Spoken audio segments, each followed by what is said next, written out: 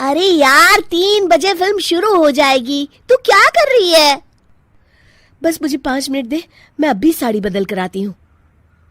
अरे बहू, तू अचानक कहाँ जा रही है?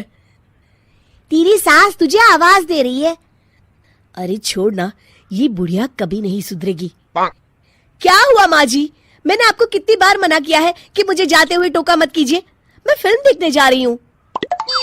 तू अभी चली जाएगी तो मेरे लिए खाना कौन बनाएगा बहू? सुबह से भूखी बैठी हूँ। अरे माँ जी, आप कौन सा घर का काम करती हो जो आपको भूख लगी है? अच्छा, मुझे देर हो रही है, चलना रीटा। अंजलि के जाते ही सीता देवी अपनी किस्मत को कोसते हुए सारा दिन घर में भूखी बैठी रहती हैं। इस तरह अंजलि अपना बहू होने का कर्तव्य कभी नहीं निभाती थी। वहीं दूसरी तरफ अपनी सास के खाते से पैसे निकाल के अपने शौक पूरे करती थी। लेकिन सीता देवी इस उम्मीद पर थी कि एक दिन उसकी बहू सुधर जाएगी। फिर एक दिन सीता देवी की जुड़वा बहन गीता देवी वहां आती है। अपनी बहन को घर के काम करते हुए देख गीता देवी आग बबूला हो जाती है। अरे ये सब यहाँ क्या चल रहा है सीता?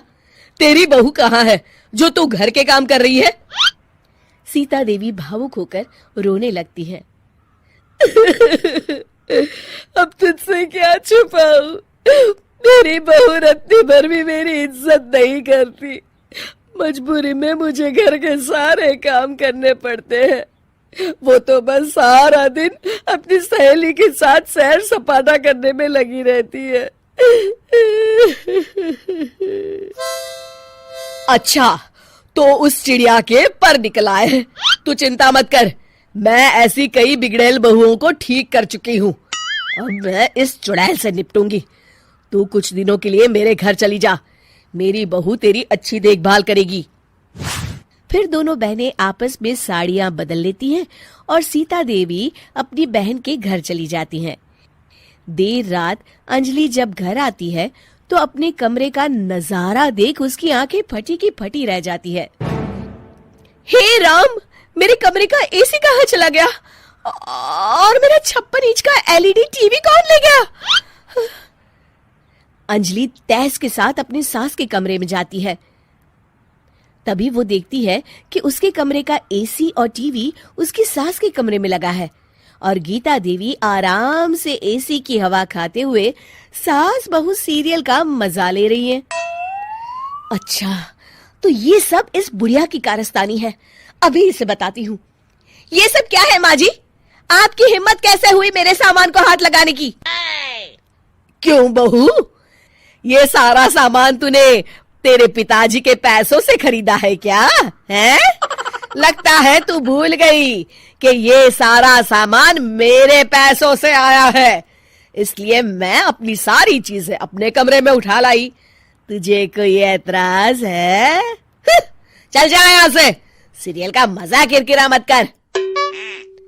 गीता की बातों का कोई जवाब नहीं बनता देख अंजलि अपने दांत पीस कर रह जाती है। अगले दिन रीटा और अंजलि शॉपिंग पे जाने की तैयारी करती हैं। अंजलि जैसे ही अपनी स्कूटी पर बैठती है तभी गीता देवी स्कूटी की चाबी निकाल लेती हैं। अरे, ये स्कूटी कहाँ लिए जा रही है? ये भी मेरी कमाई की है।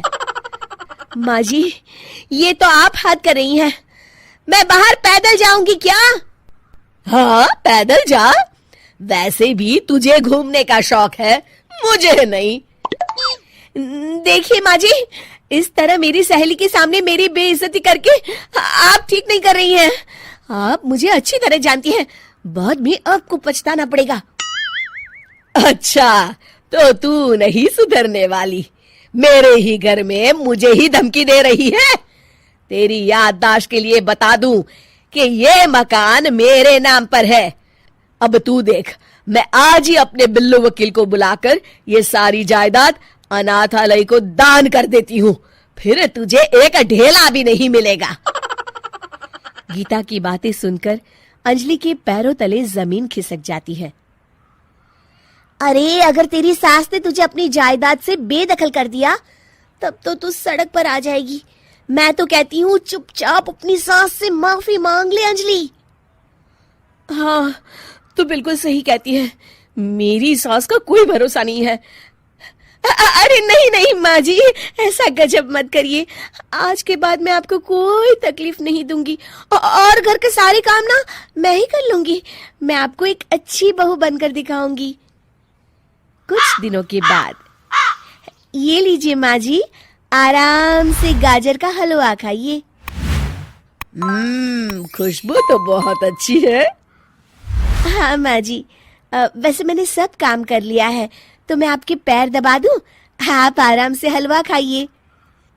इस तरह गीता देवी अंजलि को सही रास्ते पर ले आती हैं और सीता देवी वापस अपने घर में आकर रहने लगती हैं।